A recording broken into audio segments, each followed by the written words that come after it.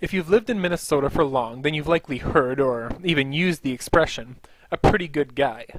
The phrase exudes Minnesotan brevity. It sums up all we look for in a human being in just 3 words. Pretty, good, guy. We can thus say, for instance, that William Wallace of Braveheart, pretty good guy. Gandhi, pretty good guy. Great Uncle Wally, pretty good guy. Now it's clear that in Minnesota, calling someone a pretty good guy is a type of serious ethical claim. We are saying that this is the sort of fellow we should look up to and imitate. We're saying that this is the type of person who is living a moral and good life. So what is it about these good guys that makes them so good? What's the secret to their ethical excellence? Is it that they always act according to duty, as Kant would likely say? Or that they always act to maximize pleasure, as Mill would say? Well, maybe they do typically act in this way, but this doesn't seem to capture everything we mean when we call someone a pretty good guy. Indeed, being a good guy seems to do more with the type of person you are than the type of actions you do. Now perhaps Aristotle was a secret Minnesotan, or perhaps his jack-of-all-trades lifestyle simply put him in the mindset of a twins-cheering tundra dweller. But Aristotle seems to have similar intuitions to these. He seems to think much like a Midwesterner when it comes to outlining a good guy. So let's turn to his ethics. If you remember from my last lecture, Aristotle proposed that all good things have 2 common characteristics. All goods are that at which something aims, and all goods are the function of that something. When it comes to humans, Aristotle continued, this is happiness, or flourishing, which means living reasonably in decent conditions for a lifetime. Aristotle calls this type of life the virtuous life. Having thus argued that the good life is the virtuous life, Aristotle must turn to proposing ways of achieving this, such as, after all, the work of ethics. So then, how does one achieve a state of flourishing? How does one become virtuous? Well, says Aristotle, first we must recognize that living virtuously, that flourishing as a human, is a habit. Now don't let the word habit throw you here. You shouldn't be thinking of some Greek guy telling you to brush your teeth every night and stop biting your nails. Rather, by saying that virtuousness is a habit, Aristotle means that one does not naturally happen to be virtuous, that one becomes so through care and cultivation. Think about a flourishing, state award-winning flower. This doesn't just happen, it's the result of vigorous care and cultivation. The same is true of the virtuous, flourishing human. So how does one cultivate oneself so as to flourish, so as to become virtuous? Certainly Miracle-Gro isn't going to work as it would with a flower. No, that's true, says Aristotle, but really becoming virtuous isn't any different from becoming anything else. If, for instance, I want to become a builder, I have to build things. If I want to become a painter, I have to paint things, and so on, and so forth. Similarly, then, if I want to become virtuous and so flourish and attain the good life, I have to do virtuous things. As with many answers, this one only leads to more questions, namely, what are virtuous things? Before we look at Aristotle's answer, remember that virtuous living, for Aristotle at least, simply is living reasonably. And reasonably, in turn, means in accordance with common sense.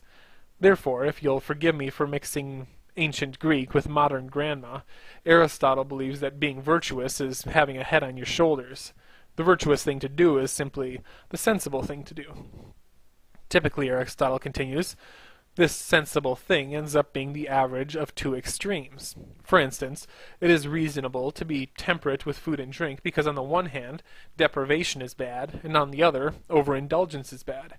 Similarly, common sense tells us to be assertive, as this is between being aggressive and being passive. All this likely sounds familiar, and indeed this way of thinking about virtuous things, also called the Aristotelian or golden mean, has been a staple of household wisdom for thousands of years. Now, of course, continues Aristotle, like all pieces of household wisdom, this doesn't always hold true. It's not always true that you should never count your chickens before they're hatched. You shouldn't do this, for instance, if you're selling eggs.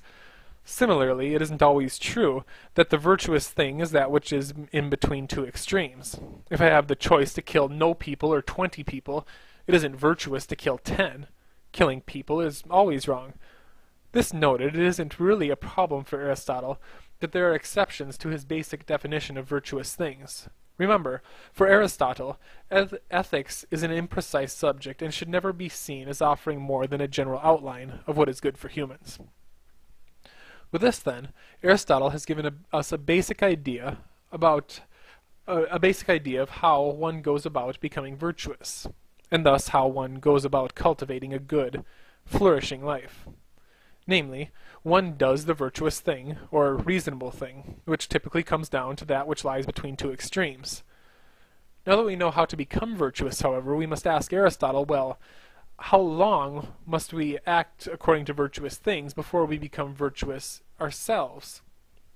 In other words, how can we know when our actions have succeeded in cultivating a virtuous character, when our actions have succeeded in cultivating a good, flourishing life? This question is similar to the apprentice woodworker asking his boss, how will I know when I'm a real woodworker? How many cabinets must I build before I am myself a cabinet builder and have attained the good of my profession? Aristotle answers this question by turning to a familiar concept, namely pleasure. However, as Aristotle talks about pleasure differently than anyone else we have read, it is important for us to understand it by itself before we see how he relates it to virtuous living. Pleasure, Aristotle begins, is clearly desirable, and pain is clearly detestable. However, they have nothing at all to do with ethics. We can see this is so since people take pleasure in both virtues and vices, in things that are good and bad. Even though temperance is good, for instance, it can be painful to go on a diet. Even though murder is bad, serial killers derive pleasure from it. For Aristotle, then, pleasure and pain are to morality as having blue eyes is to the ability to see. There are both blue eyes that can see and blue eyes that can't see, just as there are pleasures that are good and pleasures that are bad. However, continues Aristotle, while pleasure is not directly tied to ethics, it is still very useful to ethical study. Indeed, pleasure can help us determine when someone has become virtuous, when a human is flourishing and living the good life. Namely, a virtuous person is one who not only does virtuous things, but takes pleasure in doing so. To put it differently, a virtuous person is one whose character lines up with and so desires virtuous things. A virtuous person desires to act courageously, assertively, temperately, and so on, and is thus pleased by doing so. By describing the relationship between pleasure and ethics in this way, Aristotle shows how different he is from both Kant and Mill. Mill, if you remember, says that the pleasurable thing is the right thing. Kant, on the other hand, says that in order to be ethically good, we must ignore pain and pleasure and act motivated solely by reason. For Aristotle, as we have seen today, he says something very different. Indeed, Aristotle believes that for a good person, reason and desire line up perfectly. Being virtuous simply means finding the reasonable thing pleasant. Aristotle also differs from Kant and Mill in that Aristotle places ethical value on a person's character rather than a person's action. Indeed, for Mill and Kant, being good means acting in a certain way. For Aristotle, on the other hand, as we have seen, being good involves being a certain way, namely, virtuous. Actions for Aristotle can thus only be good insofar as they are performed by virtuous people. In order to see the difference here, think about truth-telling. Mill and Kant would have to say that a person is good because she tells the truth. Aristotle, on the other hand, would say that telling the truth is good because it is the type of thing virtuous people do.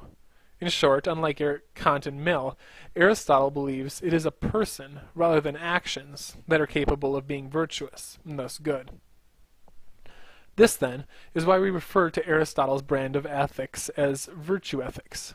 Indeed, for Aristotle, human goodness is grounded on the virtuous character of the person.